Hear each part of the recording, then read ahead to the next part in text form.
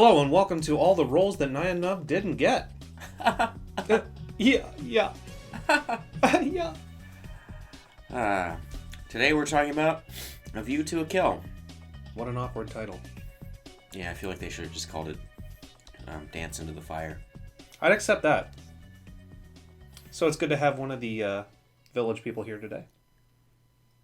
I'm very proud of you.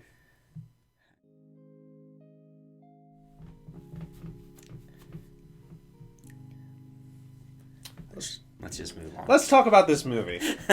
Roger Moore's final film. Yes, End of an finally. What an era it's been.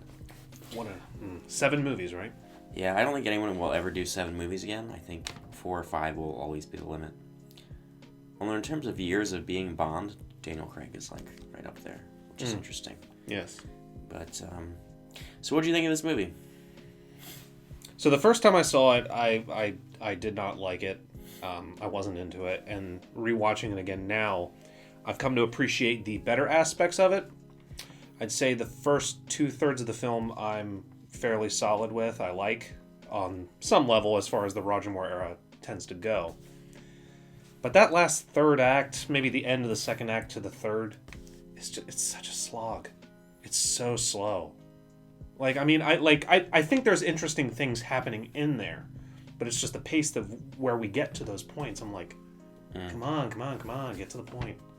Yeah, I guess I have a similar opinion. Every time I go to watch this, I expect to really dislike it because everyone seems to shit on this movie a lot. But, you know, I was kind of pleasantly surprised for the most part. But I agree there are some moments that just misfire. And the pace is certainly problematic. But, you know, there are some fun things. Yeah, I'm definitely not going to downplay the good stuff, because the good stuff does shine.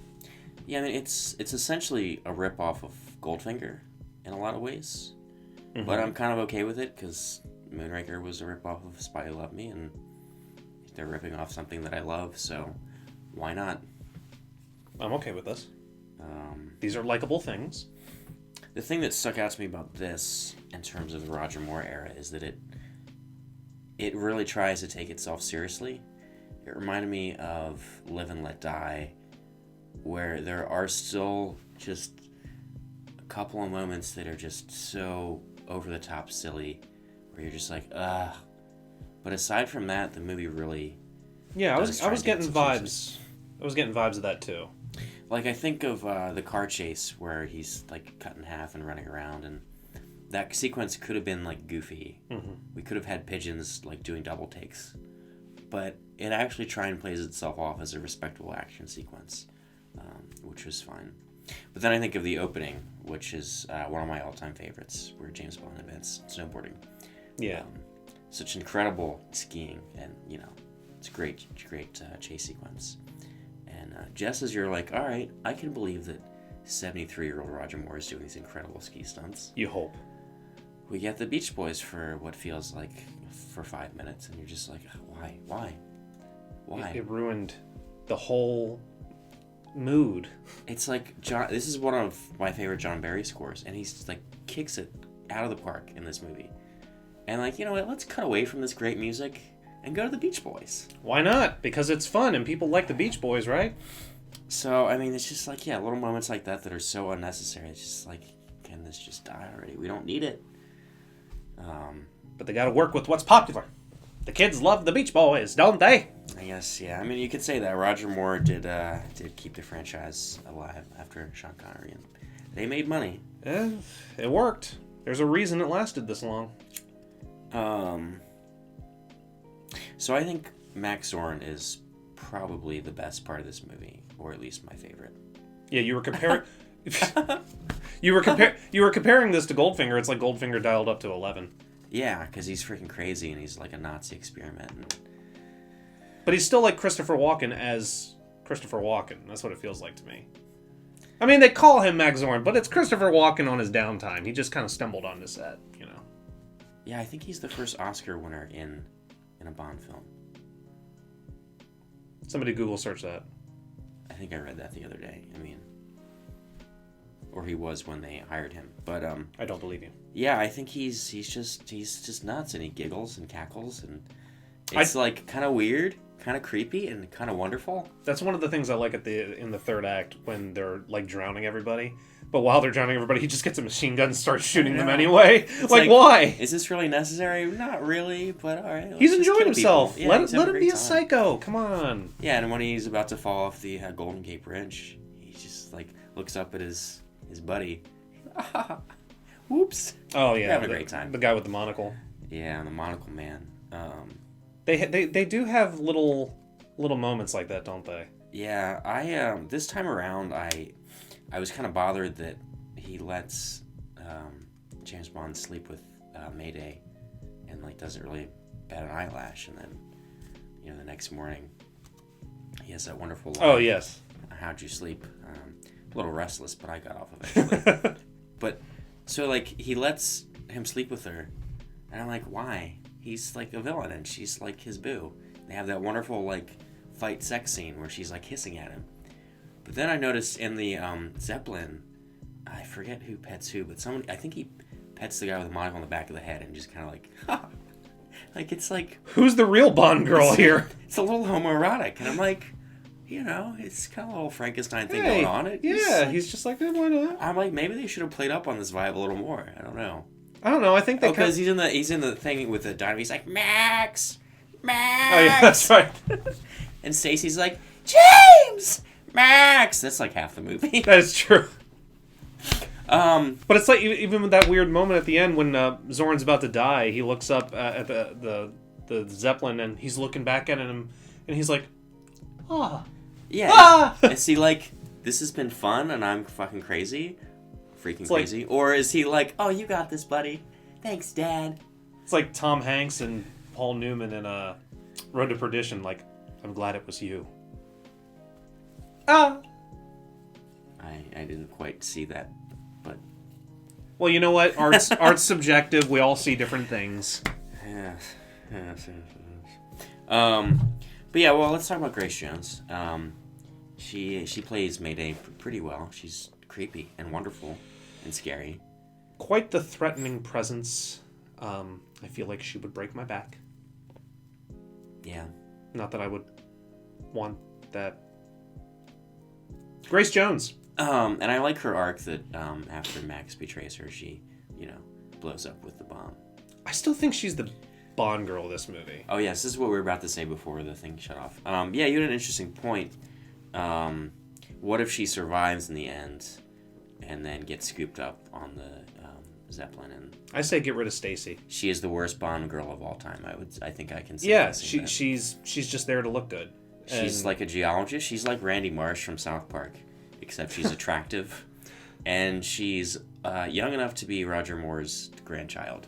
Pretty much. I think everyone knows, if you don't know this, he found out that Tanya Roberts' mother was younger than him, and he's like, all right, I'm done. I'm out. This is weird. That's it. And good for him for hanging it up finally. But yeah, she's just kind of, she's smart and she knows things, but other than that, she's just kind of like, James. It's just like... And I think with her arc completely gone, which, let's face it, she doesn't really have that much of an arc. But Mayday's arc is more interesting to me. Like, what if she pushed out the bomb, survived, and then Zoran takes Mayday with him, and then Bond has to go rescue her? Yeah, I think my only issue with that is then I think Bond kind of disappears, because then it's not about... I don't know. I feel like it's more important that she dies. And then Bond kind of has something to fight for, and it adds a little more weight to that. Or Mayday just dies and he goes after Zoran. With no Bond girl he saves. Yeah, we just want to get rid of Stacy. That's what it is. I mean, I'll take her with me. That's fine. I got no problem with that. Interesting to note, this is also Louise Maxwell, Moneypenny's last movie. Yes, that's true. That was the only non-creepy part about Roger Moore being so old, is that she's also getting up there. She matched it with him. So when they started flirting with each other, it's like, aw. It's like have fun at Shady Pines. It's the Benjamin Button effect. We met in the middle. Yeah. But yeah. So I think she's definitely messed in this franchise after this film. because the next one I'm just not a fan of. But we'll get there. Yeah, there's some good action sequences in this. The Russian agent with the tapes switching, that scene. Mm-hmm. I wish that there was more to that. Because, like, I like the idea of the fact that she's a KGB agent sent in to switch the tapes and get from him, and he's known her before. Yeah. Like, she was supposed to seduce him the last time, and they had a thing together then, so they have a thing together again now. I like the idea of that. I was like, oh, that could have been cool to, like, add a little bit more. Yeah, she's, like, almost a more interesting Goodnight in that way. That they Yes. have some past. And, yeah, like, what if she's replaces Stacy and is in it throughout? Why not that? That could be so much more interesting. But we didn't get that. No. Instead, we get the, James! Max! Instead, we get the the inspiration for the Austin Powers scene in a hot tub. Oh, God, yes. Good times. Don't you dare break wind before me. How dare you? Yeah, I think one of the things that really sticks a knife in this movie is the fire truck sequence. Yeah. Which is... Get rid of it. You know, I'm okay with it for a little while, but then it just goes on and on and on, and you almost... They spend so much time showing these incompetent police officers. They're not quite J.W. Pepper, but it's like Bond escapes, and then there's like... It feels like 5 more minutes of them like sliding down the drawbridge and like being silly and yelling at each other. It's like, I don't care. I don't... It's not their movie. They're just doing their jobs, and, you know... This is what we've come to with the police department. Yeah, and that was just like Boys right at the end, and we should be like flying to the finish. Instead, we're just like sliding down a drawbridge. Yep, so. And that's my biggest issue with that whole film is just everything from there on is just slow, get to the point. Yeah, so I think this definitely could have, this film definitely could have used some trimming in spots to kind of pump some more energy. Because there is something good there. I do think there's something solid in there somewhere. If you trim it up and, like you said, it could be better. And, yeah, that's... Yeah. And that's all I got to say about that. So, the end of the Roger Moore era.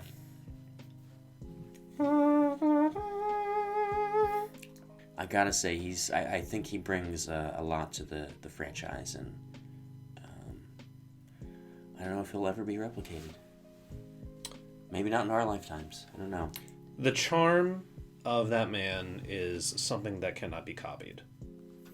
Because what we move on into with the rest of the other actors as Bond, it's like all of them had their own version of charm and wit, but Roger Moore had a way of just, you know, he could win you over with a little bit of, like, yeah, I like his this guy. tongue-in-cheek was the best. And you don't start to miss it until soon. Very soon. But yeah, I think that the trend is just to make Bond darker and darker and darker, which really was kind of the intent of Ian Fleming, I guess. I don't know, like I said, you gotta give props to Roger Moore for keeping the franchise afloat after Sean Connery, because I don't know if it was you who said that George Lazenby didn't think it was gonna last. Maybe I read that somewhere. Maybe. So, of the 50 reasons he quit, one of them was that he didn't think the franchise could last without Connery, and it did. And here we are. So, anyway, so how do you score this one? There could be a lot of major improvements. Overall, I don't hate it as much as I did last time. But, 5 stars. 5 stars. It was terrible. Give it another 3. It's just another one that I'm like, yeah. I thought you would get lower. I don't love it, but, well, maybe 2. Okay. I was going to go 2.75. There, we'll go I felt there. 2.5 was a little harsh. I don't think it's quite a 3. There's too many areas it could be. Okay, I'm with you. 2.75. 2.75. Put it in the, I don't know, the top of the bottom third. I'll have to revisit this later, but That's about right.